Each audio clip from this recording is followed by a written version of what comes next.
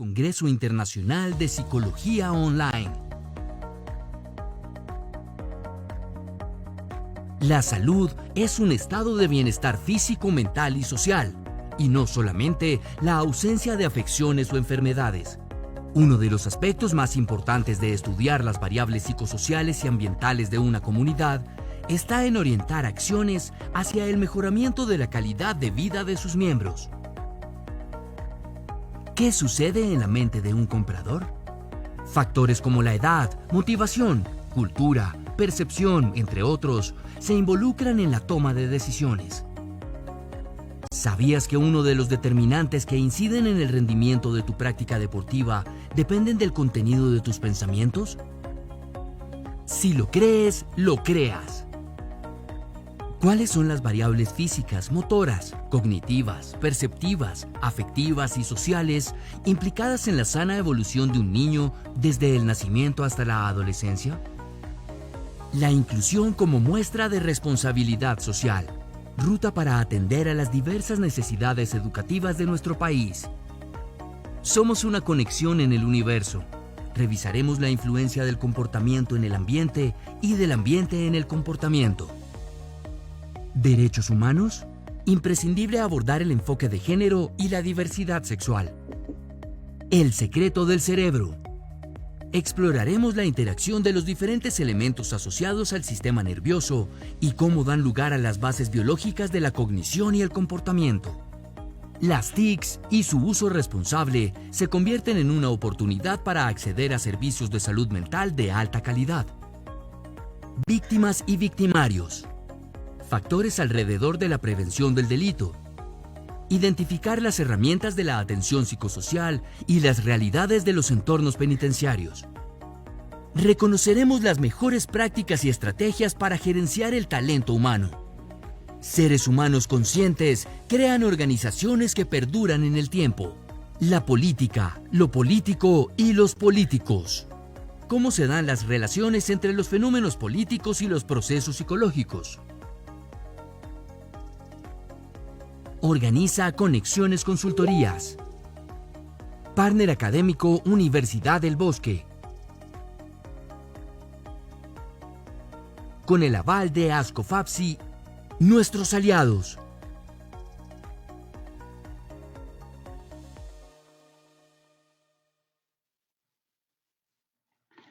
Bueno, muy buenos días para todos y para todas. Esperamos que hoy, 25 de octubre de 2020, estén pasando un muy buen día de descanso. Nosotros seguimos aquí en esta travesía del segundo Congreso Internacional de Psicología Online. Gracias a todas las personas que se han venido conectando, gracias a todas las personas que nos han estado acompañando durante ya estos 15 días de Congreso. Ya hoy cumplimos el día número 15, es decir, que ya estamos a 6 días de cerrar este proceso de formación, este proceso académico que nos ha traído muchos aprendizajes. A todas las personas que se van conectando a esta hora, saludarlos, buenos días.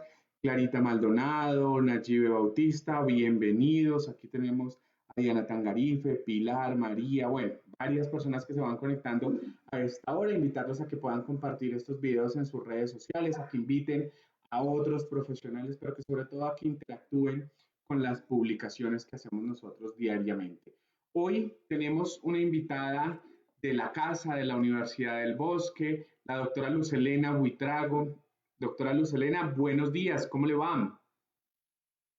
David, muy buenos días. Es un gusto estar acompañándote y acompañando a tu equipo. Muchas gracias por la invitación. A ti muchísimas gracias. Bueno, vamos a presentar a la doctora Luz Helena Buitrago. Ella es psicóloga, magíster en psicología, aspirante a PhD en ciencias de la salud y es la directora del posgrado de la especialización en psicología clínica y desarrollo infantil de la Universidad del Bosque. Doctora Luz Helena, pues bienvenida a este espacio. Gracias por acompañarnos. Ayer tuvimos un par de inconvenientes técnicos, pero ya hoy estamos aquí reprogramando esta conferencia maravillosa que usted nos trae. Gracias, David. De verdad que un gusto estar aquí acompañándote. Muchísimas gracias por la comprensión a ti y a quienes se hayan conectado el día de ayer por los inconvenientes que no se lograron solucionar, pero estoy aquí muy contenta, con la mejor energía para compartirles a ustedes una experiencia de vida desde la academia. Creo que es eso. Entonces, muchas gracias. Bueno, doctora, muchas gracias a usted, a todas las personas que se van conectando. Qué maravilla, esto me encanta. La ventaja de hacer un tema virtual es que llegamos a partes que no nos imaginamos. Carolina Arbelo Vázquez, buenos días desde Uruguay, nos saludan. Así que, pues, esta es la maravilla de las redes sociales, que nos cuenten desde dónde están, que compartan estos videos, que inviten a otros profesionales a que estén con nosotros. Doctora Luz Helena, hoy usted es la protagonista. La experiencia transformadora de un hijo con cáncer, un camino desde familia, un camino que desafía los límites familiares. Interesantísimo ese tema. Sí, David, un tema muy bonito, un tema que sin lugar a dudas muchas familias lo han vivido, lo están viviendo. Quiero decirte que desarrollar este proyecto desde la academia y desde la tesis doctoral, ante todo ha sido una experiencia también personal.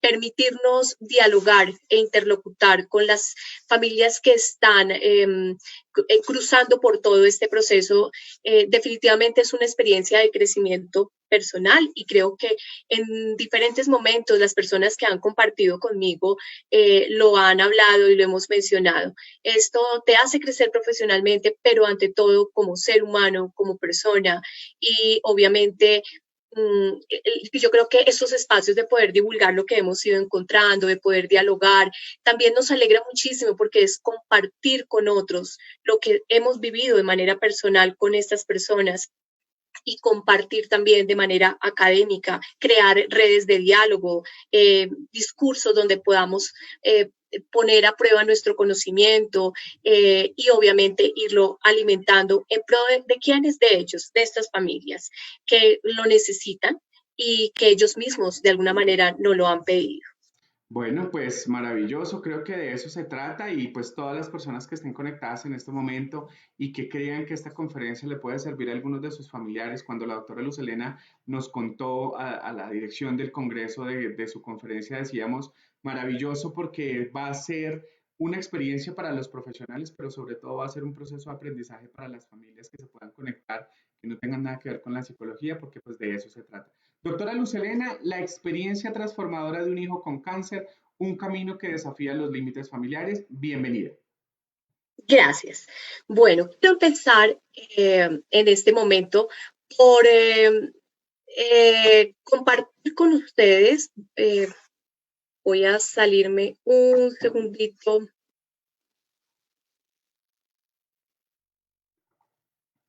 Para compartir con ustedes, está en movimiento la presentación. Quiero compartir e iniciar por algo que normalmente lo llevamos al final, pero que es un reconocimiento y agradecimiento a aquellas personas que han hecho posible esta presentación, estos resultados que voy a compartir, ¿sí?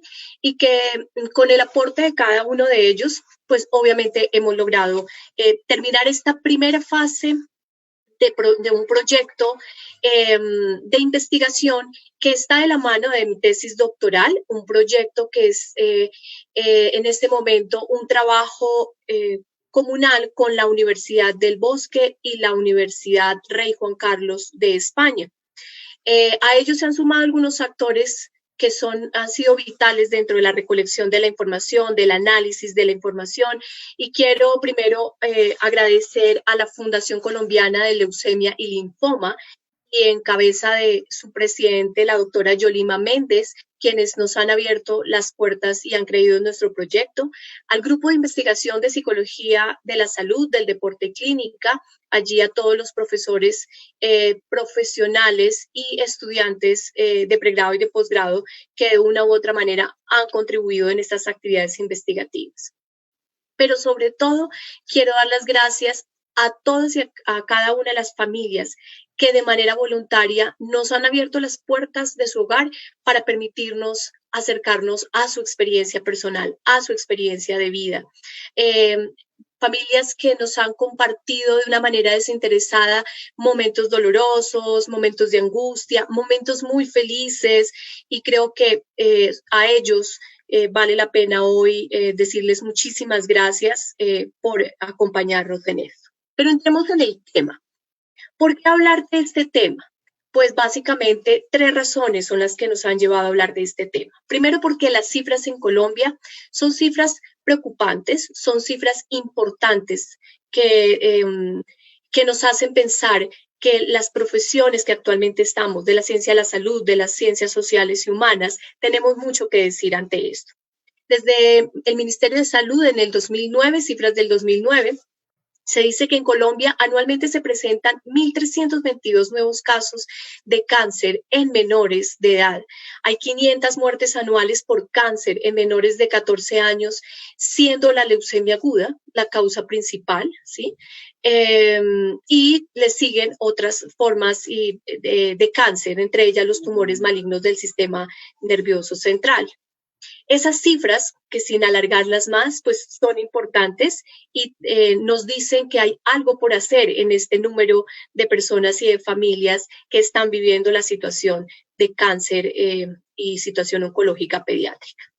La segunda razón es la necesidad de explicar ¿qué hacen estos niños y estas niñas y estas familias? ¿Cómo se sobreponen a esas situaciones adversas a partir de sus propios sistemas resilientes, a partir de las dinámicas de crianza que pueden ser resilientes o no resilientes? Y a partir de las redes de apoyo, de los recursos con los que cuentan para poder solventar todas aquellas crisis y situaciones propias del transcurso de esta enfermedad.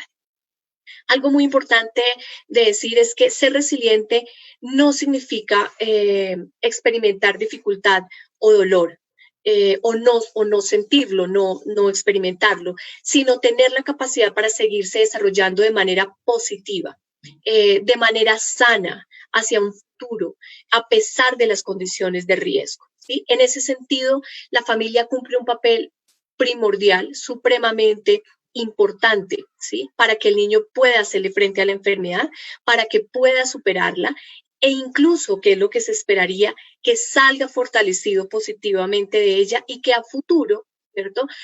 Pueda de alguna manera tener una construcción positiva de esa experiencia con todo lo que llevó esa experiencia en su vida.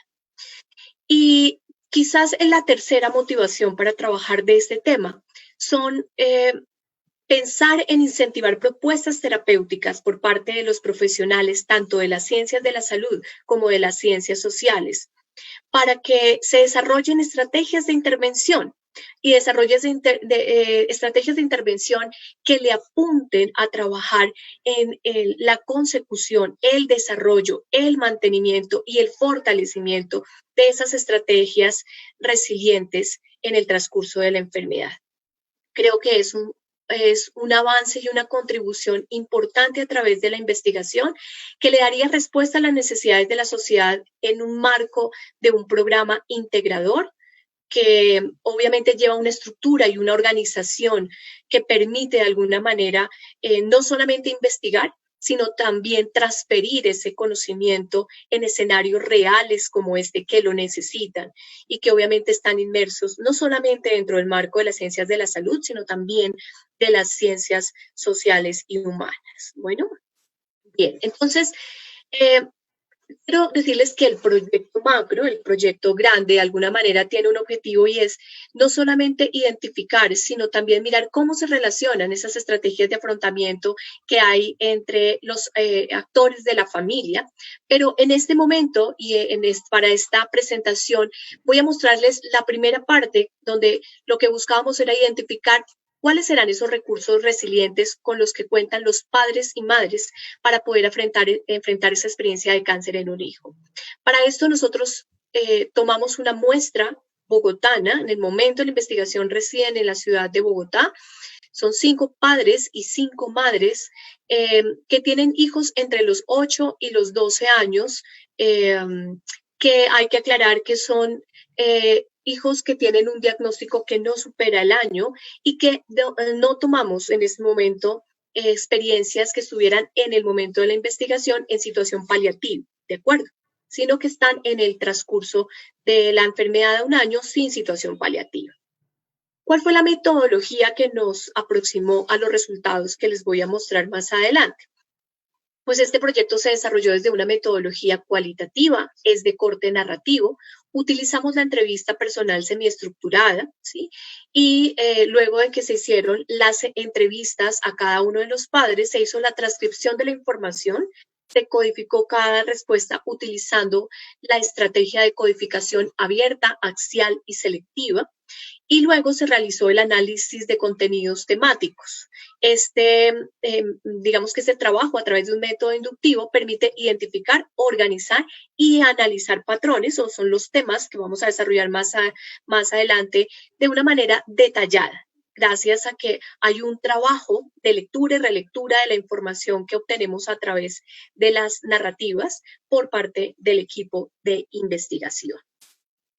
Hablemos un poquito de la muestra para contextualizar un poco los resultados. Recordemos que es una investigación de orden cualitativo, en donde estamos dando una muestra muy precisa, en donde generalizar los datos no es lo más oportuno, pero sí nos da información relevante para hacer un análisis crítico de ella frente al tema, ¿de acuerdo?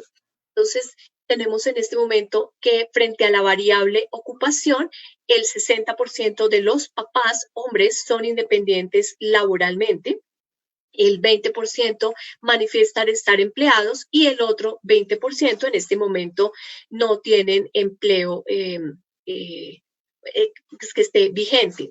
En el caso de las mamás, el 80% de las madres se ocupa del hogar y el 20% tiene empleo, y hay que decir que obviamente bajo las circunstancias pues están paralelo atendiendo hogar y también atendiendo su situación de empleo. La muestra que nosotros tenemos es una muestra por conveniencia. Para nosotros era muy importante, ya lo mencionaré en la parte de la parte ética, es que ellos quisieran voluntariamente hacer parte de este proceso de investigación. Esta muestra está enmarcada dentro de los estratos socioeconómicos 1, 2 y 3, el estado civil actual de los padres, el 100% eran casados o estaban en unión libre, mientras que en las madres el 40% eran madres cabeza de familia, solteras, y el 60% se encuentran casadas o en unión libre. En términos de la escolaridad, vamos a decir que de los papás el 80% tiene un nivel educativo técnico, el 20% que corresponde a solamente uno tenía un nivel de doctorado, y en el caso de las mamás, el 40% habían solo culminado el bachillerato, 40% habían tenido un pregrado y el 20% tenían una formación tecnológica. Para nosotros y para la temática que trabajamos, una variable muy importante, ¿y cuál es el sistema de salud que acompaña a los papás de la muestra? El 100% de las madres tienen un régimen contributivo, mientras que en los papás el 60% tenían un régimen contributivo y un 40% tenían régimen subsidiado.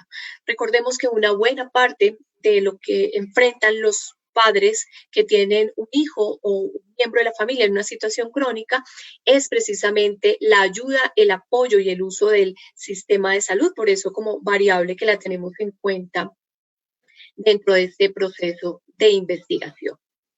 El instrumento que nosotros utilizamos fue una entrevista semiestructurada que fue validada por juicio experto y que se realizó teniendo en cuenta como marco de referencia las categorías del modelo de resiliencia de Froment-Walls, un modelo que está desde el enfoque sistémico y que ya durante varias décadas ha tenido un impacto importante en explicar cómo se dan esos factores resilientes en contexto de enfermedad y muy particularmente en el contexto de la enfermedad crónica. Hay que decir que se tuvo en cuenta condiciones éticas para este proceso de investigación. Lo primero son las condiciones éticas por parte de cada uno de los países que participan en el proyecto, España y Colombia, y el consentimiento institucional o los consentimientos institucionales para poder acceder a la muestra, y por supuesto la firma de consentimiento informado para los papás, teniendo en cuenta todos los aspectos que nos obliga la parte deontológica de nuestra profesión, y teniendo en cuenta, obviamente, las características propias de trabajar con menores de edad, de trabajar en condiciones de enfermedad y, obviamente, de estar algunos de ellos en situación hospitalaria como tal. Entonces, digamos que sin más preámbulos, empecemos a mirar un poco cómo es ese marco en el que nosotros nos apoyamos y qué entendemos por resiliencia.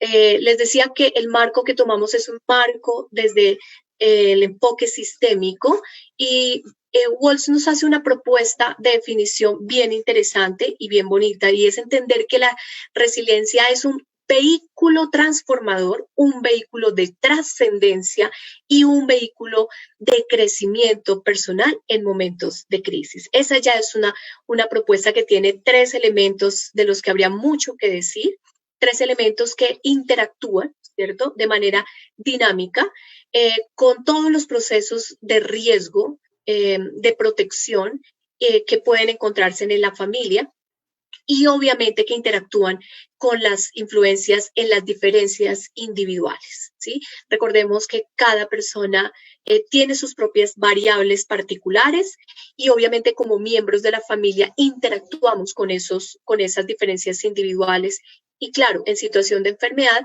con todo lo que implican sus factores de riesgo y sus factores de protección. Entonces, desde esta definición, la resiliencia familiar implica un potencial de recuperación, de reparación y de crecimiento en familias que están presentando desafíos básicamente de vida.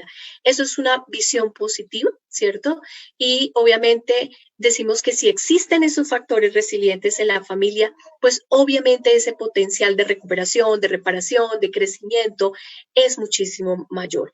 Y allá es donde le apuntamos a que esos repertorios resilientes pues sean muchos más para que ese potencial de recuperación sea cada vez mucho mejor. Entonces, desde este marco de definición de resiliencia, de alguna manera para este proyecto. Aquí tenemos una fotografía de From Walls y una tabla textual que le estamos tomando de sus escritos, en donde básicamente lo que nos propone From Walls es que desde el punto de vista sistémico, las crisis y digamos que las situaciones que persisten a largo plazo en un periodo de tiempo largo tienen generalmente un impacto importante en la familia a largo plazo, a mediano plazo y a corto plazo. Y en varios estudios se ha encontrado que aquellas personas, aquellos adultos que en algún momento de la niñez se encontraron en alto riesgo,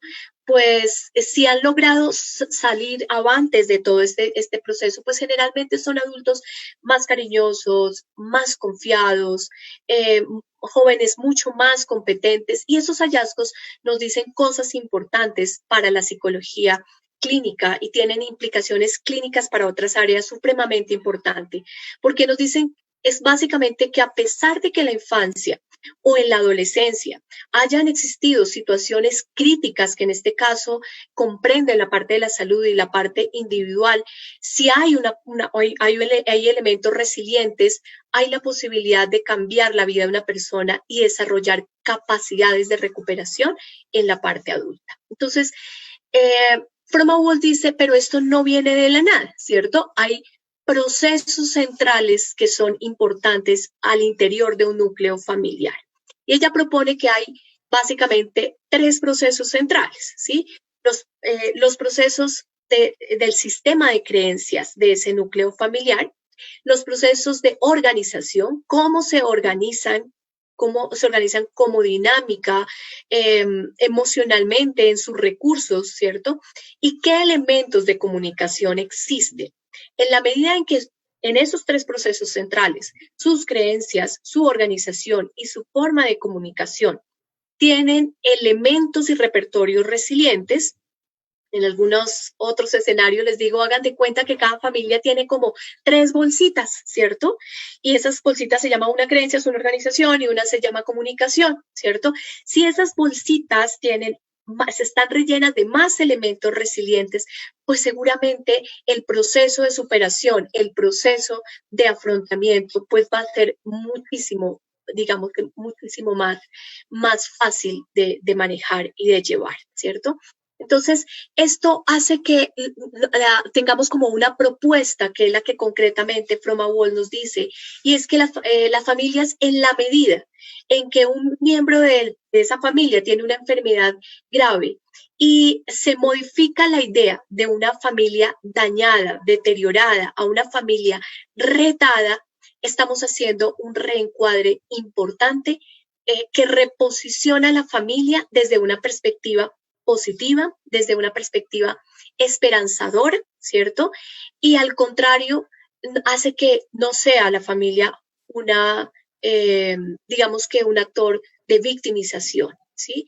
Esto obviamente nos obliga de alguna manera a aprender a leer y a redescubrir cuáles son esos factores de riesgo y cuáles son esos factores protectores que tiene la familia. Entonces, retomo las palabras de Fromm que me parecen maravillosas. Es buscar una familia no dañada, ¿sí? Sino una familia retada, ¿sí? Y una familia que en ese reto se redescubre al interior con todo lo que está ocurriendo. Creo que en muchos escenarios, y particularmente lo suelo utilizar con los estudiantes, nosotros somos una cultura que hemos vivido del a pesar, ¿sí? El a pesar de la familia, a pesar del colegio, a pesar de la universidad en la que estoy.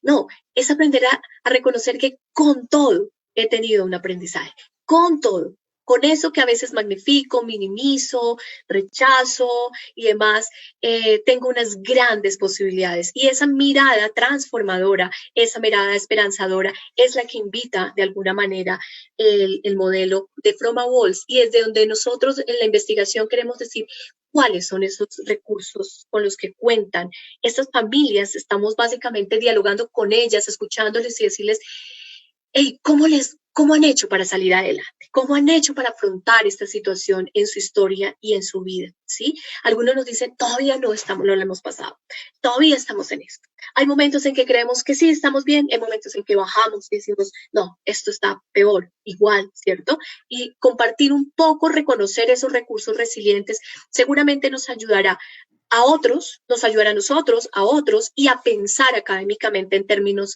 y profesionalmente en términos de procesos de intervención. Entonces, voy a tomar esos 3 procesos. Recordemos el sistema de creencias, organización y comunicación, y les voy a ir contando un poco qué es lo que nosotros encontramos dentro de este grupo, dentro de esta muestra, y con estas personas que nos han permitido conocer algo más. Entonces, lo primero que hay que decir es que los elementos resilientes que presuponen los procesos de organización familiar, ¿cierto? Pues básicamente son 3. La flexibilidad, las adecuadas conexiones emocionales entre los miembros de la familia y unos buenos recursos sociales y económicos, ¿de acuerdo? Es decir, se esperaría que son elementos troncales que si los mejoramos, que si los reconocemos, pues obviamente presuponen tener un proceso sólido de organización familiar. Digamos que en este margen de encontrar este proceso, ¿qué buscamos? Pues buscamos que la familia llegue a ser mucho más flexible. Recuerden que frente a procesos de enfermedad, cualquiera que sea, incluso no solamente las físicas, sino las de salud mental, nos implica una apertura al cambio, ¿sí? Cualquier proceso de enfermedad, por aguda, y obviamente mucho más las crónicas, pues desestabilizan una familia, generan desequilibrio, ¿cierto? Entonces, la flexibilidad, ¿qué es lo que nos permite? Apertura al cambio. Hay que cambiar, ¿sí? Hay que hacer transformaciones. Incluso hay que repensar nuestros roles en la familia. Incluso hay que repensar nuestro día a día, ¿cierto? Una persona enferma en el núcleo familiar y particularmente un niño con cáncer cambia de una manera abrupta todo el sistema de dinámica familiar. Entonces, implica una apertura al cambio, implica una búsqueda de la estabilidad en medio de la crisis, implica descubrir liderazgos fuertes, ¿cierto? Y si no consideraba que yo era líder en mi familia como hijo, como hermano, como esposo, como mamá, es redescubrir que soy líder y que puedo hacerlo, ¿cierto? Igualdad en el sistema parental, eso es importante. Una de las cosas y de las quejas continuas es el sentir que una de las partes, y eso lo vimos muchísimo en las madres cabeza de familia, se sienten obviamente sobrecargados, ¿cierto? Entonces, buscar resguardar en el sistema parental para podernos apoyar. Obviamente, todo esto va acompañado de unas adecuadas conexiones emocionales entre los miembros de la familia. Y algo importante, y es que no solamente puedan contar con los recursos sociales y económicos, sino que puedan conocer, ¿sí? con qué redes sociales, con qué recursos sociales. A veces las familias creen que los recursos sociales solamente somos nosotros al interior o nuestra familia extensa. Hay muchos grupos externos que pueden brindarles ayuda, grupos de profesionales, grupos de pares que están pasando por esta misma situación, grupos de amigos, incluso reconocer que mis otras redes sociales, si existen, laborales, académicas y demás, pueden llegar a contribuir y hacer recursos sociales e incluso económicos importantes dentro del transcurso de vivenciar los procesos de enfermedad. Bien, entonces encontramos entre esos elementos y esos 3 elementos en la muestra. Pues básicamente lo que nosotros encontramos es esto que ustedes están viendo y que se los trato de comentar de una manera sintética y breve. En términos de la flexibilidad, ¿qué era lo que decían las familias? Pues que hay dificultad para adaptarse a los cambios, principalmente cambios generados por el cuidador, ¿sí? Aquí hay cambios duros, fuertes, radicales, tener que dejar el trabajo, hay que decirlo y tomando palabras de las mismas familias, uno casi que se hospitaliza con su hijo, ¿cierto? Entonces, implica de alguna manera pensar quién se va a quedar, quién va a estar, quién asume los otros compromisos en familia. Entonces, obviamente hay cambios generados importantes para el cuidador y no es fácil, hay dificultad, ¿sí? Y ellos lo manifiestan. El poco tiempo y el poco espacio personal, incluso el desplazamiento, digamos, de algunas metas, logros personales y demás, pues es una de las cosas que caracteriza digamos que esta situación que hace que la flexibilidad no sea a veces tan fácil como se quisiera. Algo que reportan los padres de la muestra es que las estrategias más utilizadas a nivel familiar para lograr esa flexibilidad es la comunicación, la unión la resaltan mucho, el sentir que las familias se sienten más unidas y necesitan sentirse unidas para poder de alguna manera, digamos que sobrellevar digamos que esta situación.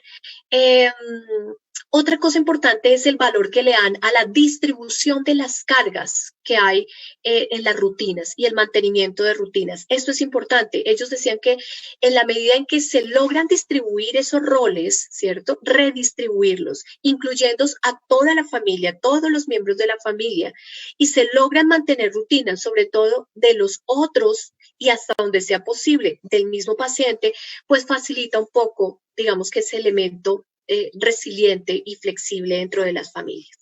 Vuelvo y reitero, sí manifiestan que implica una gran dificultad y obviamente se presenta como una mayor dificultad cuando esa estructura familiar es más pequeña. Hablemos de las mujeres cabeza de familia que tienen 2 hijos, 1 hijo, 3 hijos, ¿cierto? Pero son ellas solas y realmente esa posibilidad de distribución de roles disminuye, ¿cierto? O en muchos de los casos implica también enseñarles a que busquen esas redes que les ayuden de alguna manera en esa redistribución de roles.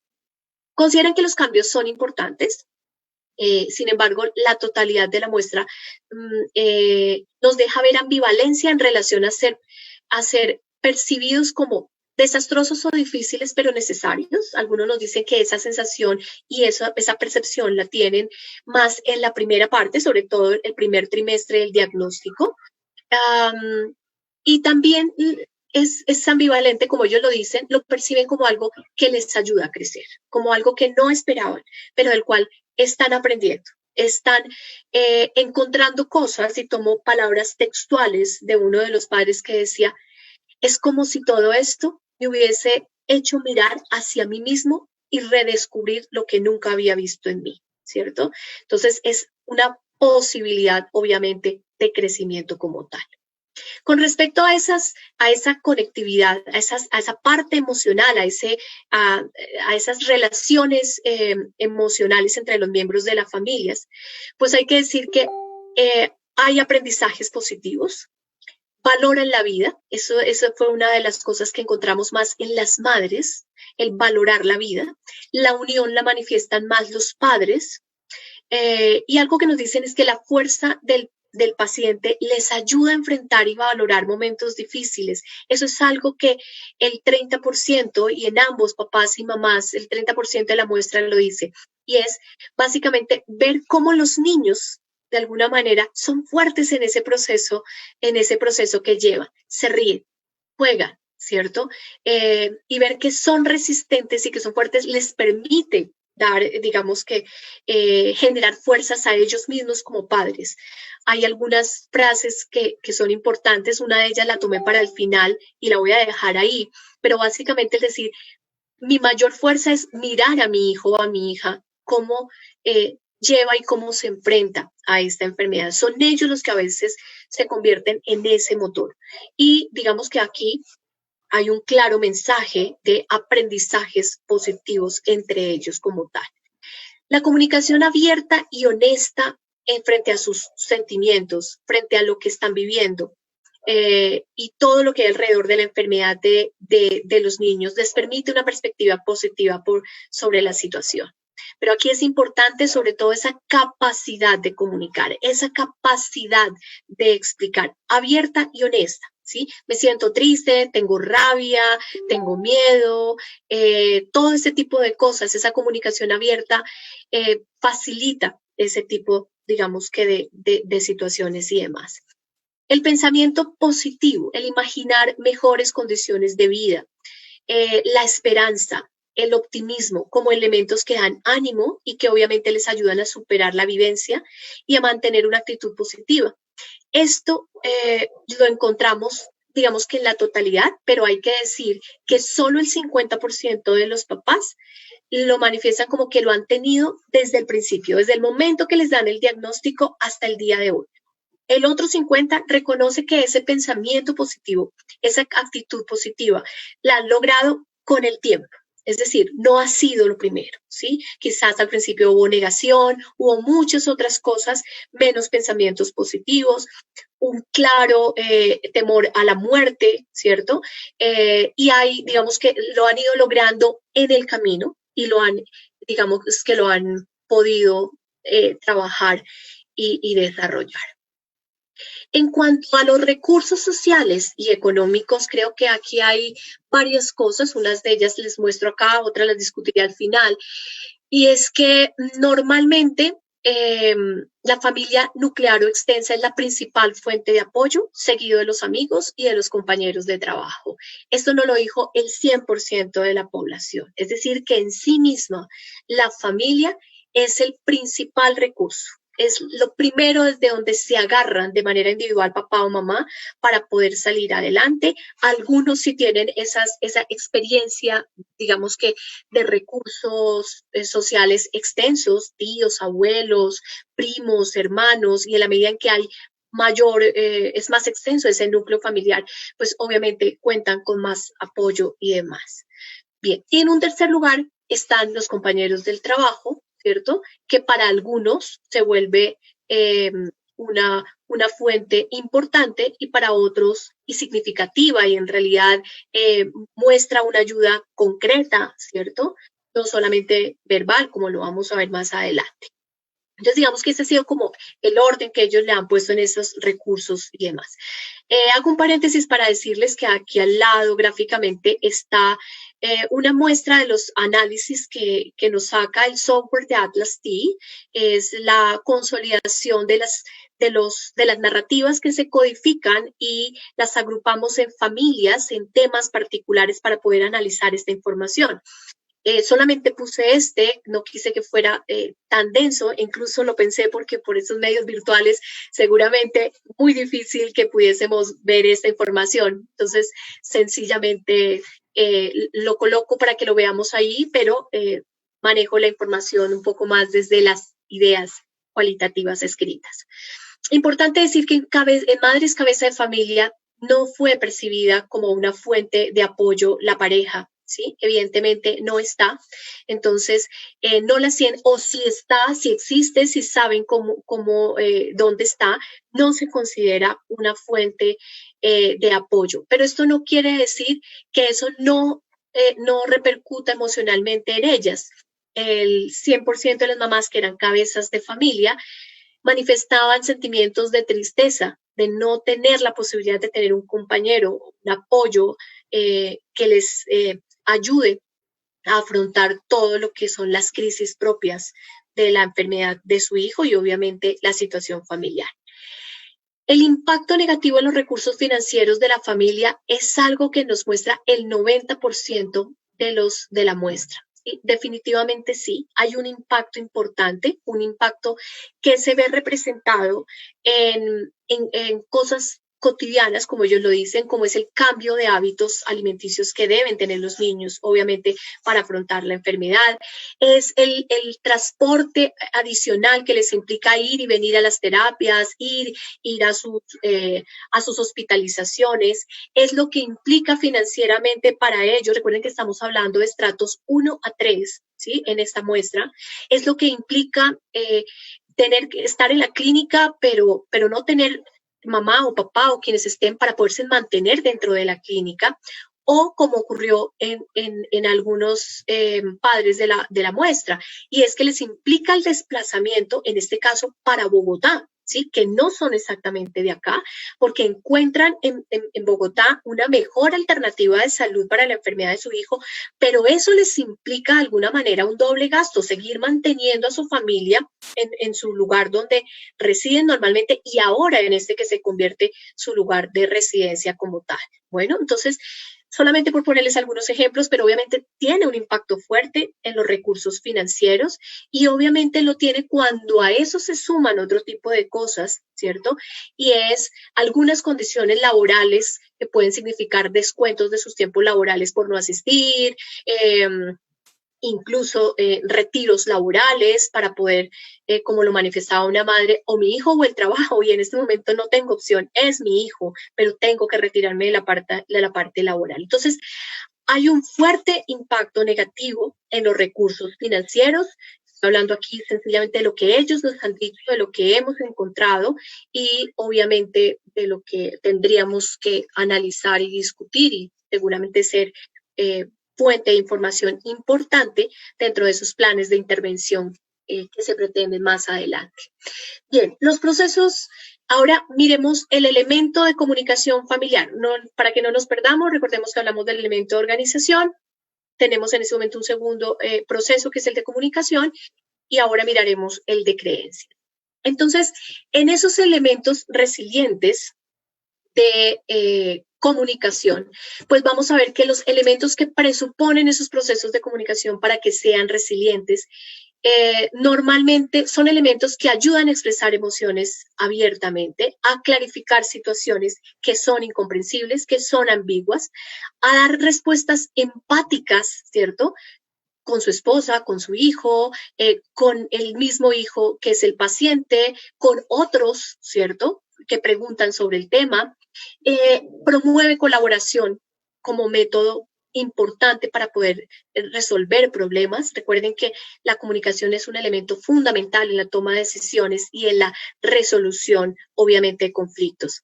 Entonces, estos son aspectos que cambian un modo de reaccionar frente a la adversidad y obviamente que si hay elementos de comunicación resilientes, pues nos darán esa postura positiva hacia el futuro.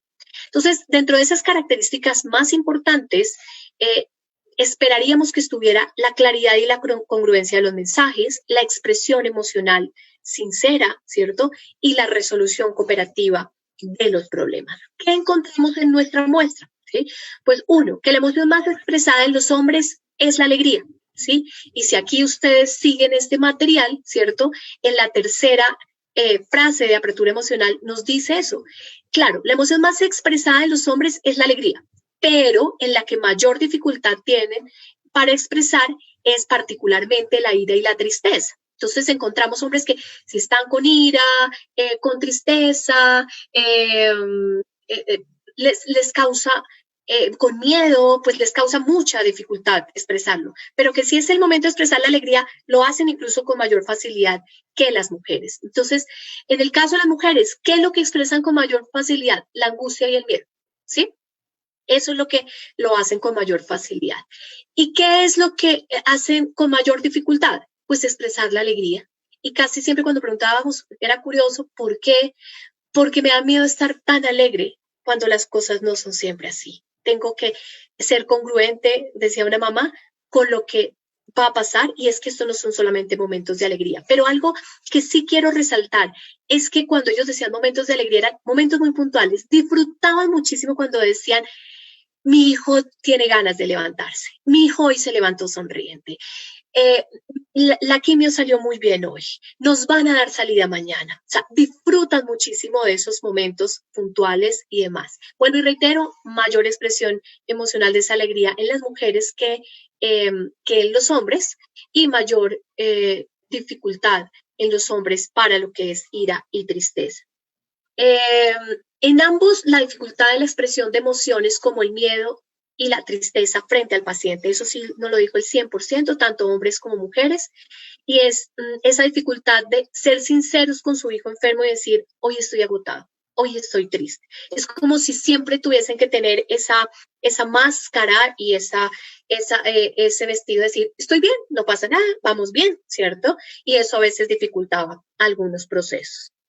En cuanto a los mensajes claros y consistentes, las formas de comunicación más utilizadas por las familias de la muestra era no omitir información, y eso estaba muy apoyado desde los profesionales de la salud, no omitir información, la comunicación con cada uno de los miembros de la familia, el no olvidar al resto de la familia, sobre todo cuando hablamos de hermanos, cuando hablamos de otros hijos, una comunicación clara y el apoyo personal desde la validación de lo que piensa y siente.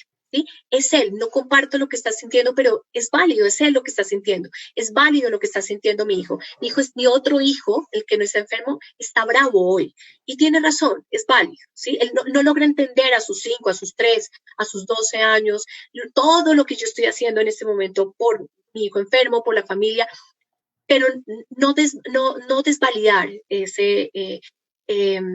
no minimizar esos sentimientos y demás. Bueno.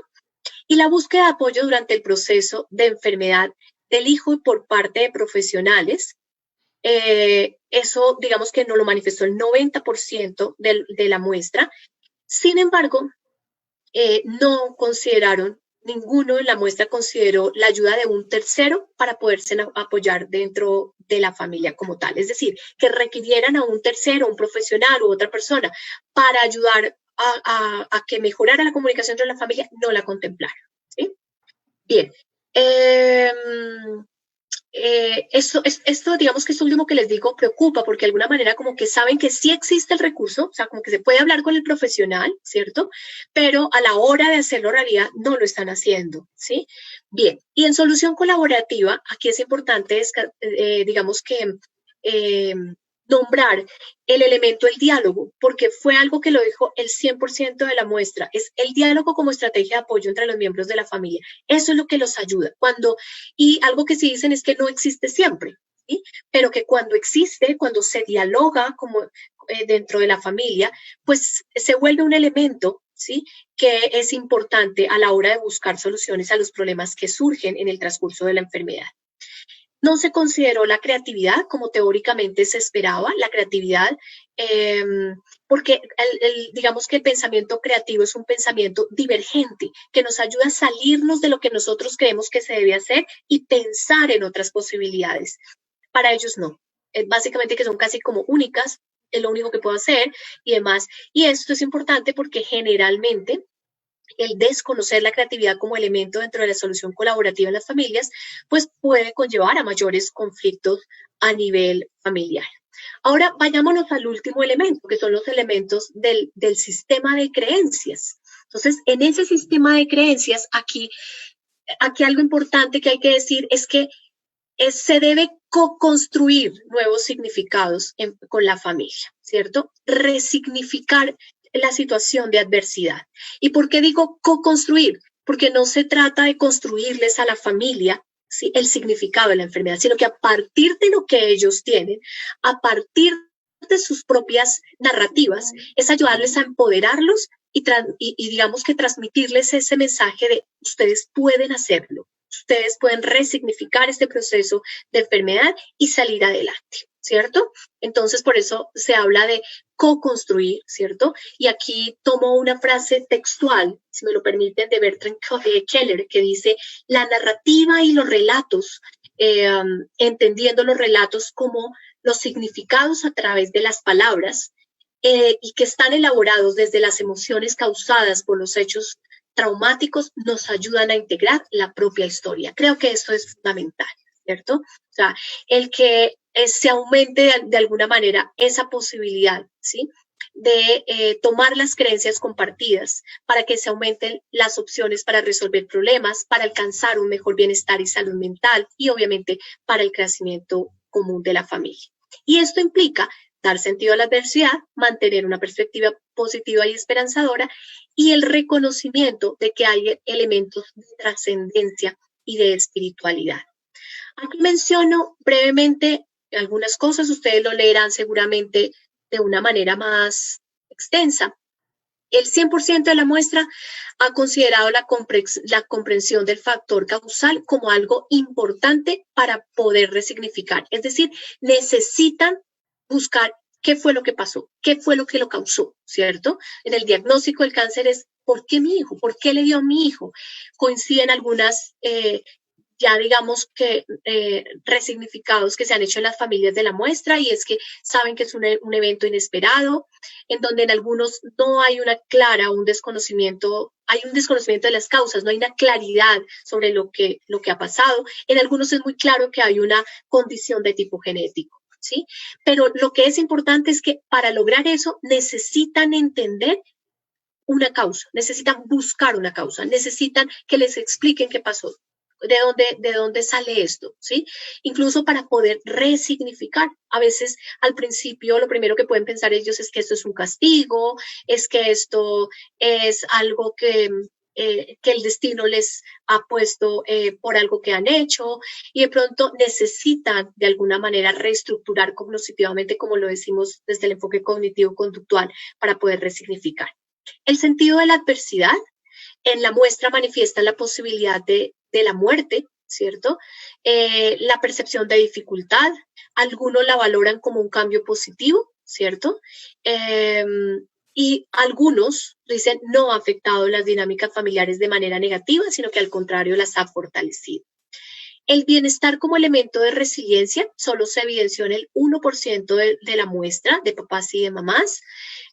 Esto es importante y por lo que yo les decía al principio, seguramente para ellos pensar en ellos, muchos dejan de hacer cosas que significaban como familia, recreación, descanso y demás, y seguramente pues esto es lo que ellos aquí dicen como el bienestar no lo vemos todavía tan claro, ¿sí? Y esto puede mejorar su calidad de vida y su estado de salud.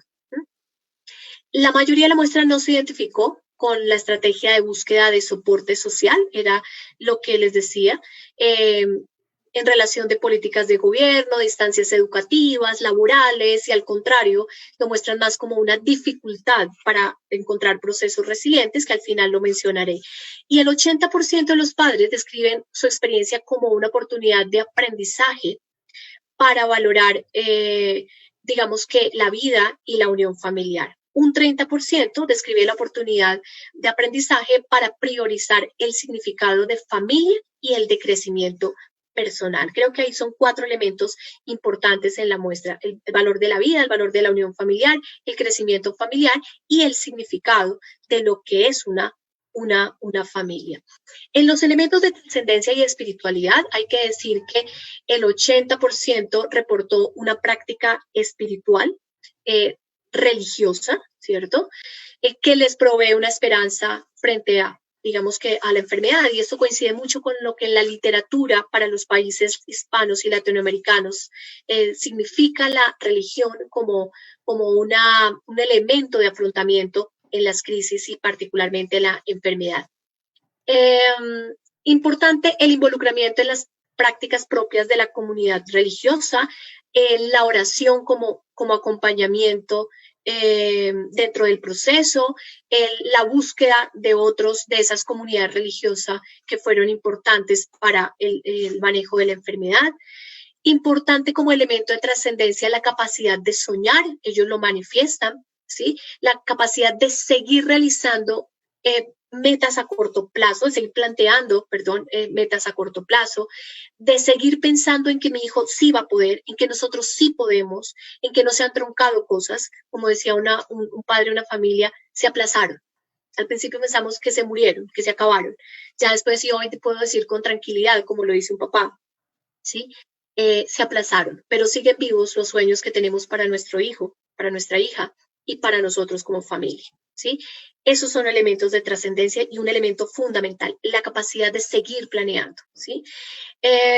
Y solamente el 25% de la población involucra otros elementos diferentes a la espiritualidad como sentido de religioso, como elemento de espiritualidad.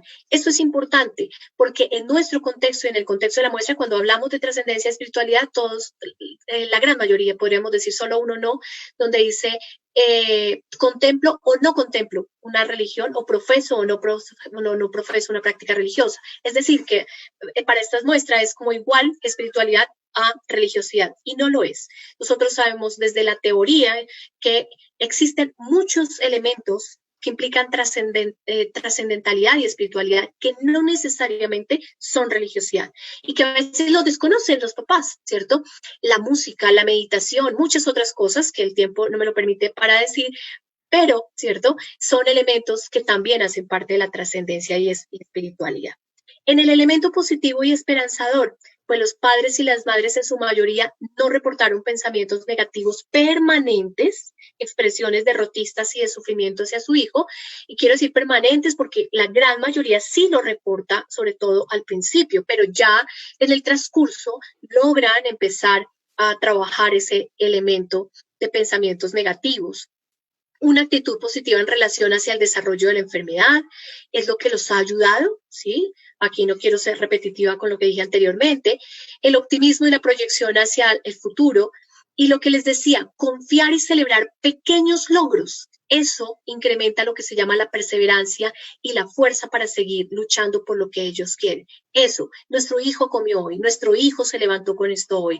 Le dijeron que sí, le dieron de alta, le quitaron. Esas cosas, celebrar, alegrarnos con esas cosas pequeñas, decían los papás, nos ha hecho tener ese elemento positivo y esperanzador, que es un elemento resiliente. Bien, quiero mencionar algunos elementos de discusión final dentro de las muchas cosas que encontramos como resultados. Lo primero, decirles que si bien el modelo de Froment-Walls nos dice que hay 3 procesos fundamentales, y cada uno de ellos tiene unos elementos particulares, nosotros encontramos en la muestra que hay unas comunalidades, es decir, que hay elementos que son transversales dentro de ese proceso. ¿Cuáles son digamos que son transversales a ese proceso? Pues la familia, el vínculo afectivo y los pensamientos favorables o desfavorables son elementos transversales a los 3 procesos. Es decir, los encontramos como elementos que se constituyen dentro de los 3 procesos y no que se pueden ubicar en uno solo. Lo otro importante es que los grupos digamos que de apoyo, ¿cierto? Particularmente para nuestra muestra fue digamos que los grupos espirituales, ¿sí? Los contextos laborales son elementos transversales a 2 de los procesos de resiliencia familiar, el de organización y de comunicación, es decir, que los encontramos en los 2. Vuelvo a decirlo, no es elemento solamente de uno, que en el caso de Froment-Walls se constituye el organizacional, sino que también los encontramos en la organización y en la comunicación.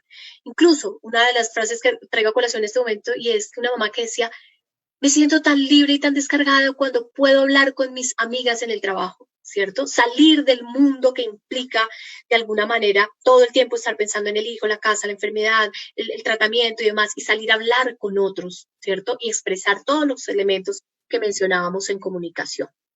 Importante y a tener en cuenta, sobre todo en los procesos de intervención que se hagan, el deterioro que hay en la calidad de vida de las madres cabeza de familia por ser únicas cuidadoras de hijo enfermo. Esto implica una clara inestabilidad laboral y, por tanto, un deterioro de su salud física y mental, que como cuidadoras, en este caso, de niños con cáncer, pues es un elemento bastante significativo y que puede, y que evidentemente no es que pueda, es que va a pegar, ¿cierto?, a ese proceso resiliente y en últimas deteriora la salud física y mental, no solo de ella, sino también del hijo. La preocupación entre los padres de la muestra en relación al sistema de salud y la posibilidad que en el largo plazo pueda fallarles ese sistema de salud, ¿cierto? Aquí quiero decir que si bien el sistema de salud en nuestro país ha realizado esfuerzos importantes de alguna manera, ¿cierto? Por hacer y lograr que cada vez más nos sensibilicemos como sociedad frente a esta situación, por bajar las tasas de mortalidad en esta enfermedad, por generar de alguna manera mejores posibilidades dentro del sistema de salud, pues todavía hay elementos como la permisividad, el incumplimiento de la legislación y particularmente en la ley 1388 que hay del derecho a la vida de los niños con cáncer, las trabas burocráticas, las demoras en la entrega de los medicamentos, la continua tutela que tenemos en nuestro sistema de salud para que por favor nos valgan, para que nos den, para que mi hijo pueda.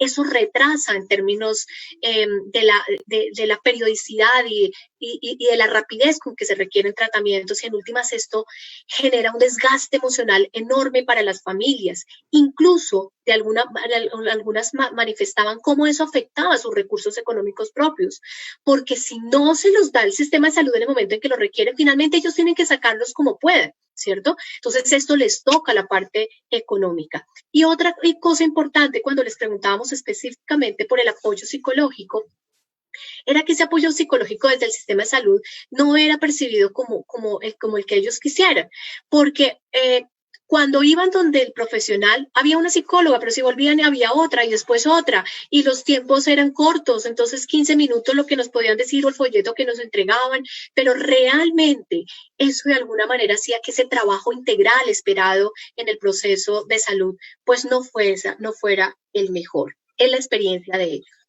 El contexto educativo brinda un excelente apoyo a nivel afectivo, lo manifestó el 70% de la población, los mensajes de los compañeros, de los maestros y demás, pero de alguna manera ellos buscaban que ese soporte pasara del nivel afectivo a otros tipos de niveles, en donde les apoyaran realmente en alternativas frente a cómo hacer para que el niño que es desescolarizado en su situación propia de tratamiento, pues pueda continuar con esas actividades académicas. Alguna familia lo mencionaba como incluso todavía el rechazo social hacia los niños con cáncer, aunque ya en eso la sociedad hemos avanzado bastante.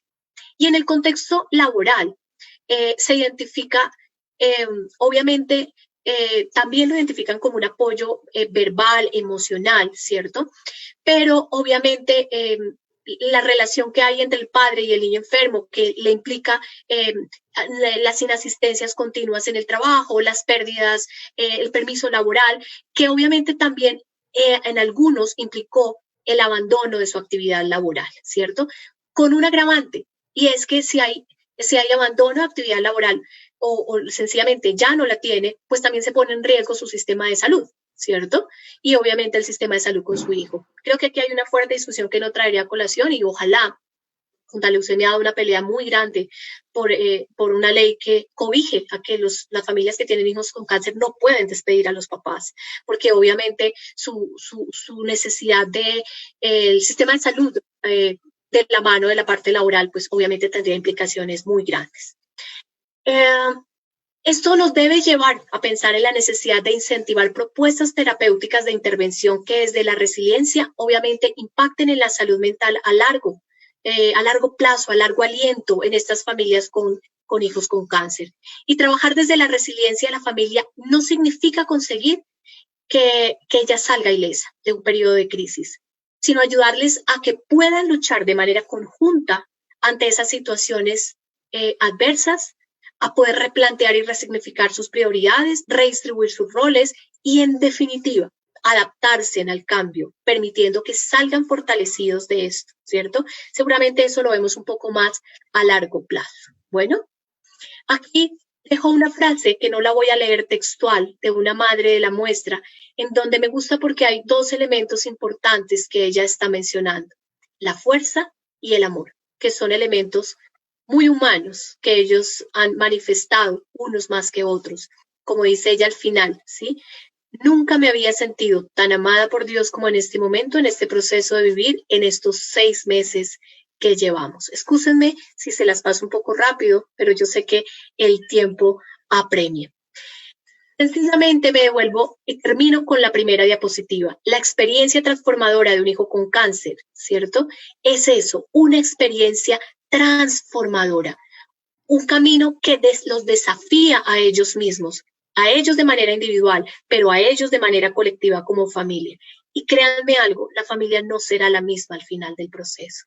Ojalá que podamos ayudarles a que sean una familia más fuerte, robustecida, ¿cierto? Y que seguramente con más elementos para poder solucionar muchas más cosas adelante en su vida. Muchísimas gracias y espero que haya sido de su agrado esta presentación. Doctora Luz Helena, muchas gracias. Bueno, pues aquí hay varios comentarios, varios interrogantes que se han venido dando durante su conferencia. Paola dice, qué interesante notar cómo resignificando los términos de dañada a retada, las familias se movilizan de manera diferente, así como asumo, a los profesionales también nos permite otras posibilidades. ¿Cómo encuadrar ese concepto en los profesionales, por ejemplo? ¿Cuál es el trabajo que debemos hacer para que esto se dé? Sí, yo creo que me parece muy bonito lo que están mencionando, y es que definitivamente esto no va solo para las familias, sino que eso también nos hace cambiar un chip a nosotros como profesionales si vamos a trabajar con esa mirada para las familias. Y yo creo que aquí lo importante es empezar a cambiar ese chip de que entramos a buscar qué es lo malo que hay en la familia, ¿cierto? ¿Qué es lo negativo para trabajar sobre eso? Y es al contrario, es redescubrir cuáles son sus fortalezas, es entrar a conocerlas y a que ellos mismos las conozcan terapéuticamente, pasar del enfoque de la enfermedad, de lo negativo, ¿cierto? A ese enfoque de cuáles son las cosas positivas que hay dentro de una situación de enfermedad. Y creo que eso como profesionales también nos implica un cambio, no solamente desde el chip, sino incluso desde la manera como ellos nos referimos, de la forma como interactuamos con ellos. ¿Cómo está tu hijo enfermo? No, ¿cómo está tu hijo, este valiente que llegó hoy? ¿Cómo va ese campeón? ¿Cierto? O sea, eso, en la manera como nos comunicamos con ellos, en la manera como nosotros interpretamos esos mensajes alrededor de enfermedad. Gracias, doctora. Tatiana Navarro dice, excelente trabajo, doctora Luz Helena, como siempre admirando su dedicación. La doctora Gloria Cajiado dice, oportuna y pertinente conferencia, doctora Luz Helena, de beneficio para profesionales y más aún para padres de familia que enfrentan condiciones particulares de salud con sus hijos. Gracias por sus aportes. Bueno, la saludan Carlos Barreto, siempre admirada y muy respetada, mi estimada doctora Luz Helena. Gracias por tan valiosas enseñanzas. Aquí hay otra pregunta. Considerando la importancia de la comunicación en el manejo de los procesos de salud, ¿cree usted que es importante profundizar mediante investigación en los factores culturales y de crianza que han incidido en la dificultad que tenemos para expresar sentimientos de manera asertiva? Por supuesto, me encanta esa pregunta y aquí quiero decir dos cosas. Claro que sí, nosotros dentro del proyecto grande contemplamos la segunda fase, esperamos más adelante mostrarles resultados y es las pautas de crianza resilientes, los procesos, digamos, de crianza como tal. Por supuesto que se tienen que contemplar. Además, el componente de cultura. Yo no lo quise mencionar acá porque hay mucho que decir sobre esto, pero definitivamente lo cultural es un tejido importante dentro de todo esto. Recordemos que lo que hemos hablado, sobre todo de creencias, de trascendencia, de espiritualidad, está sentado sobre una parte cultural. Nosotros no podemos sacar eso, nosotros hacemos parte de una sociedad, de una cultura, y eso es fundamental. Por eso el énfasis que hacía en algún momento cuando decía la palabra de co-construir, ¿sí? Yo no puedo desligarme de toda esa parte y es a partir de ello, ¿cierto? De esa cultura y ese elemento cultural que es donde yo voy a construir sobre ellos todo lo que quiera, los procesos de pautas de crianza, los procesos de pautas resilientes, la manera como cognitivamente manejan sus pensamientos. Entonces, evidentemente, creo que aquí hay un terreno grande, sobre todo de manera personal lo digo, un terreno grande y abonado para poder trabajar de manera interdisciplinaria con antropólogos, desde la parte de sociólogos, la parte médica. Creo que si nos damos la oportunidad de trabajar de manera profesionalmente mancomunada, seguramente estaremos ofreciendo alternativas de intervención más reales, más integradoras dentro del proceso de enfermedad. Perfecto.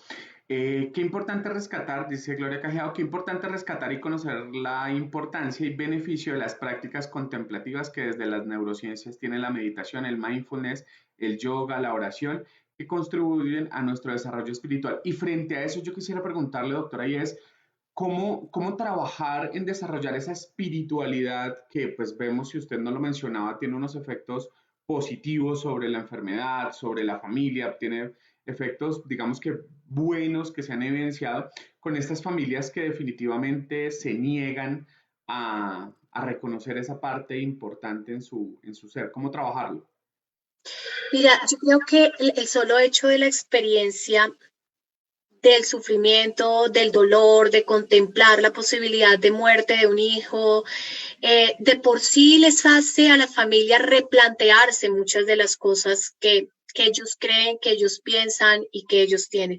De por sí esas situaciones son situaciones retadoras, ¿cierto? Entonces, aquí hay algo muy importante y es, digamos que reconstruir cognitivamente lo que ellos jamás contemplaron, ¿cierto? O no conocían, ¿cierto? Porque incluso uno les habla de otras formas de espiritualidad diferente a la religión con la que a veces también pelean, ¿sí? Con o sin enfermedad, ¿sí? Entonces, digamos que esto se nos vuelve un reto. Si nosotros hablamos desde la academia empíricamente, hay investigaciones que ya nos demuestran que estas alternativas que pronto ellos no conocen y que un primer paso es invitarlos a que sepan que existen, ¿cierto? A que ellos se den la posibilidad de que las introduzcan dentro de sus posibilidades, ¿cierto? Porque aquí hay un fuerte proceso de negación, ¿sí? Para algunos solo al principio, para otros se mantiene, ¿sí? Entonces, dárselas a conocer e incluso compartir con ellos experiencias de otros que las han vivido, que eso es importante. A veces en el pensamiento negativo de las personas está el desafiar la autoridad del otro. O sea, ¿por qué? Dígame por qué tengo que hacerlo. ¿Sí? A mí no me gusta, porque usted me lo dice, porque usted no. A veces el otro que le dice, oye, es que yo hice, usted dice, ¿será que sí? No es la autoridad, es el otro que vive como papá también con su hija con cáncer o que también la perdió, ¿cierto?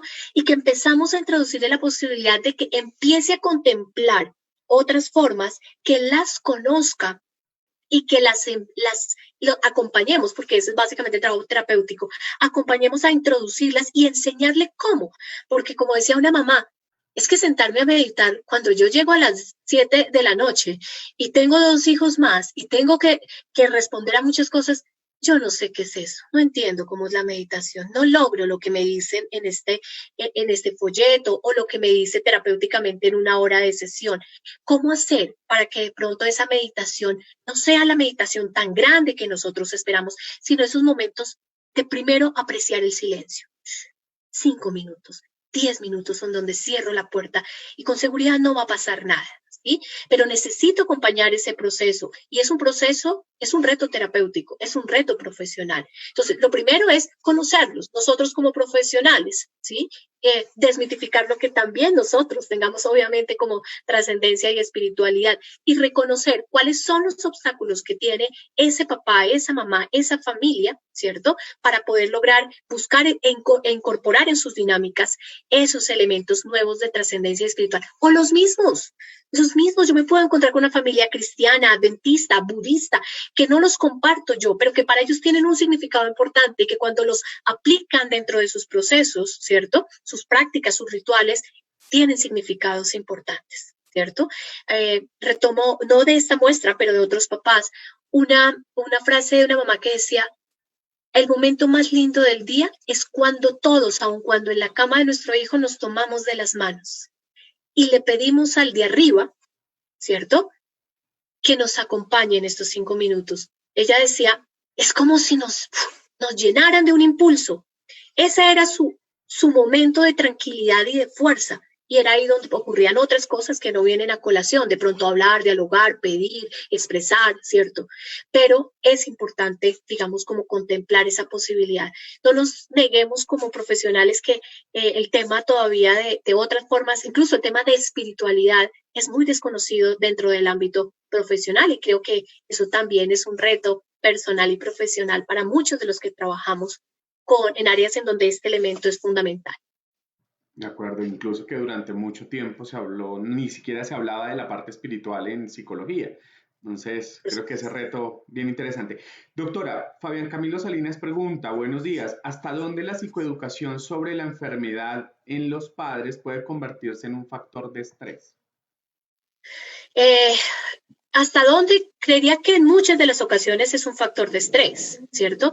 Aquí lo importante es ver si el elemento psicoeducación, la educación en salud, ¿sí?, realmente se ha utilizado bien o la ha utilizado desde su conocimiento y a su conveniencia el paciente. Una de las cosas que nosotros vemos en este ámbito es que a veces el paciente sabe más que uno sobre la enfermedad, ¿sí?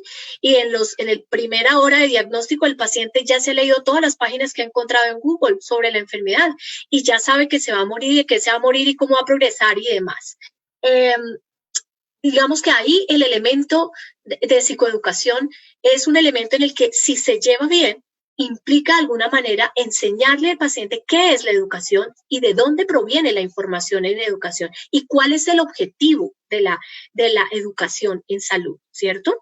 Y acompañar ese proceso de educación en salud, saberles, digamos que brindarles información de dónde encontrar esa información y en qué momento es pertinente. Algo muy importante es que la información sobre la enfermedad no debería ser una decisión solamente de un profesional, sino incluso de un grupo de profesionales que conociendo los elementos y la dinámica familiar, ¿cierto? Porque nosotros podemos encontrar que hay un niño que tiene cáncer en la familia, pero no sabemos si alrededor de eso hay otras comorbilidades en él o en otros miembros de su familia. Una mamá depresiva, ¿cierto?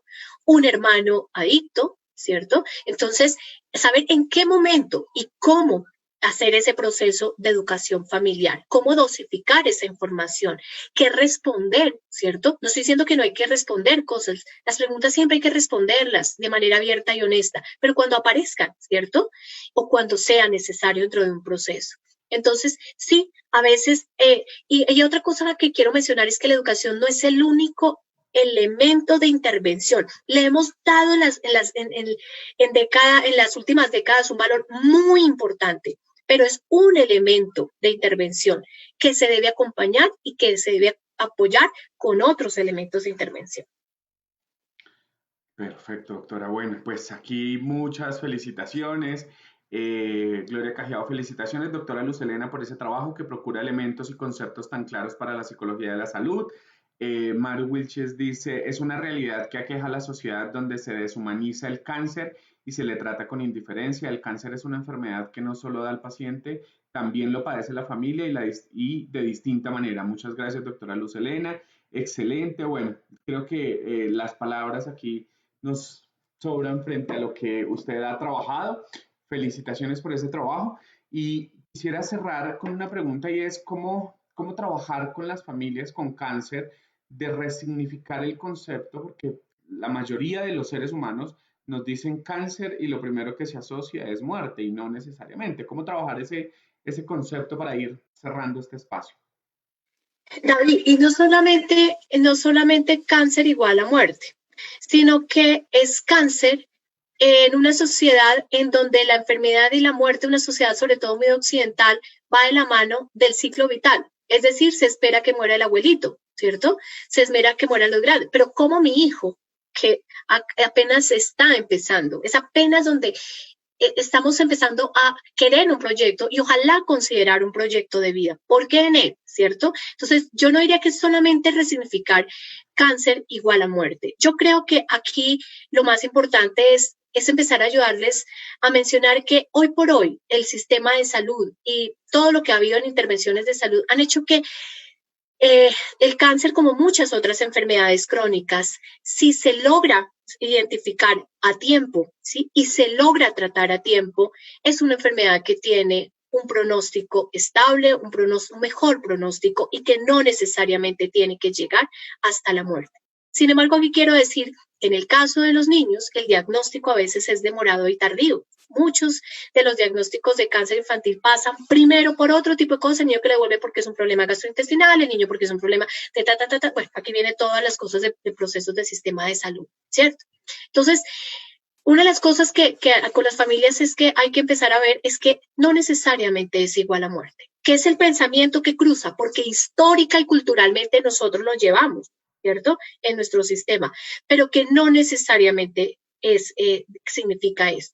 Que significa unas situaciones de crisis, que significa un desequilibrio en todos los niveles, físico, emocional, social, que significa otras cosas, pero que podemos trabajar, ¿cierto? Que se puede trabajar y que ustedes, lo más importante es que ustedes pueden. O sea, son ustedes los que van a acompañar este proceso y involucrarnos como una unidad, el equipo médico, el equipo profesional, no voy a llamarlo médico, sino el equipo profesional y la familia es una de las cosas más importantes. Sí vamos a poder y necesitamos comunicarnos, necesitamos hablar y necesitamos repensar que hay algo más allá de la muerte, que se puede cruzar como un pensamiento, pero que no lo vamos a colgar ahí y no lo vamos a agrapar, sino que está y lo vamos a ir transformando y lo van a ir viendo ustedes.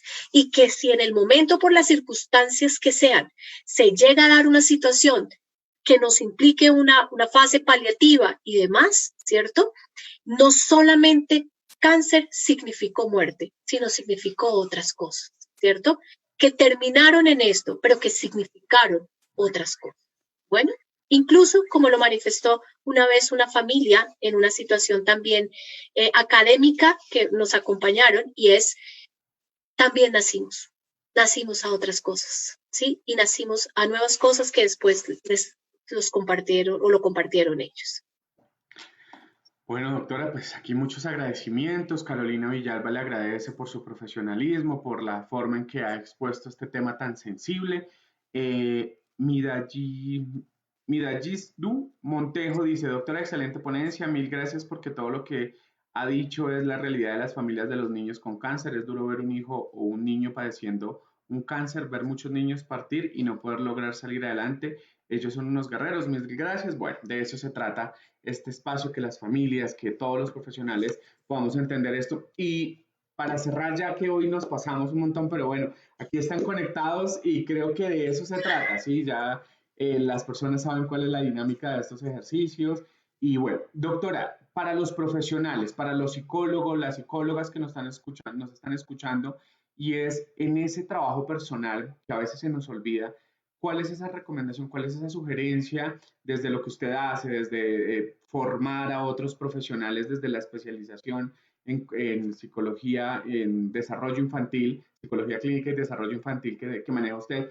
¿En qué debemos trabajar los profesionales para fortalecer esa parte espiritual, para fortalecernos, para atender a estas familias y para atender a estos niños?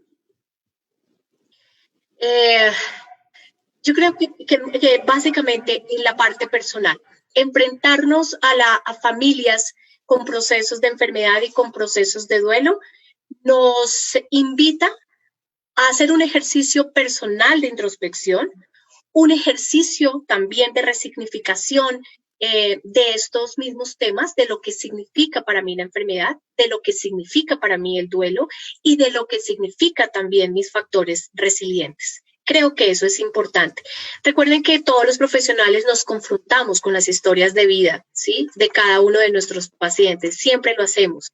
Y yo creo que algo bien importante es no olvidarnos de que nosotros los profesionales no estamos solos, ¿sí? Nosotros los psicólogos no hacemos un trabajo solo y que cuando nosotros hacemos un trabajo terapéutico requerimos de un profesional. Yo creo que hay una frase que de pronto en nuestro contexto académico y desde la universidad y desde muchas otras universidades hablamos mucho desde el enfoque biopsicosociocultural, ¿cierto? Pero eso hay que hacerlo en realidad. Es decir, mi quehacer no puede dejar de lado esas variables, tanto mías como de mi paciente, y que en mi profesión debo reconocer que mi aporte puede servir de manera parcial para ayudar al paciente, pero que a veces requiero, y creo que aquí hay un reto muy grande, en seguir trabajando por desarrollar competencias de trabajo interdisciplinar. Creo que eso es muy importante, ¿sí? Es un reto, de alguna manera, el diálogo entre profesionales, mantenerme en una postura de concepción de enfermedad, de por qué este tipo de intervención. Eso implica un tipo de formación y de estudio. Y yo creo que eso es importante y es un reto para nosotros. Tenemos que hablar más con nosotros mismos sobre qué tanto soy capaz de reconocer en mí estos factores resilientes que voy a enseñar y a poner a prueba dentro de estas familias. Dos, que tanto soy capaz de trabajar interdisciplinariamente para poder transmitir todo este mensaje que he compartido con ustedes y que posiblemente ustedes también han construido a través de sus propios quehaceres profesionales y laborales, ¿cierto? En otros escenarios y a otros profesionales. Yo creo que esas son dos tareas fundamentales para nosotros como profesionales. Y algo muy importante, seguir a la vanguardia de lo que hay en el conocimiento sobre el área en el que estemos trabajando.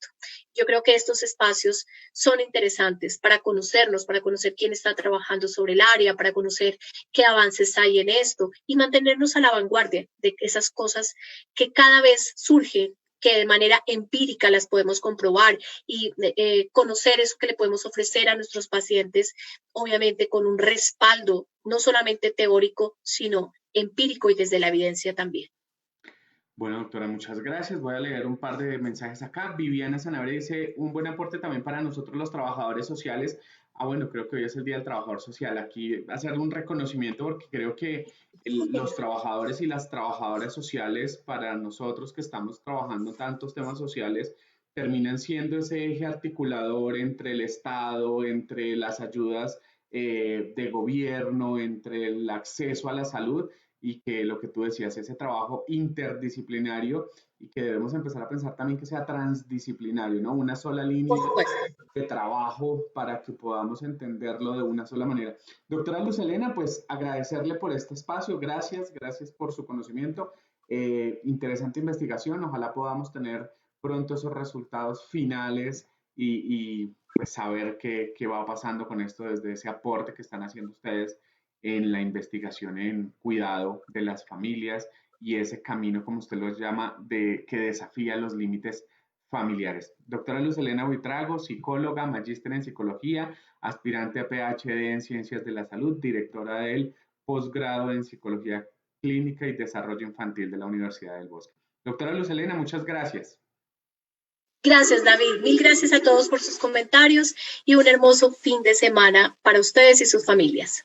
Para usted también un abrazo y bueno, para todas las personas que están conectadas en este momento, invitarlos a que esta tarde nos vemos a las 6 de la tarde con 2 conferencias en este marco del segundo Congreso Internacional de Psicología Online. Un abrazo para todos, feliz día. Doctora Luz Helena, un abrazo, feliz día. Gracias.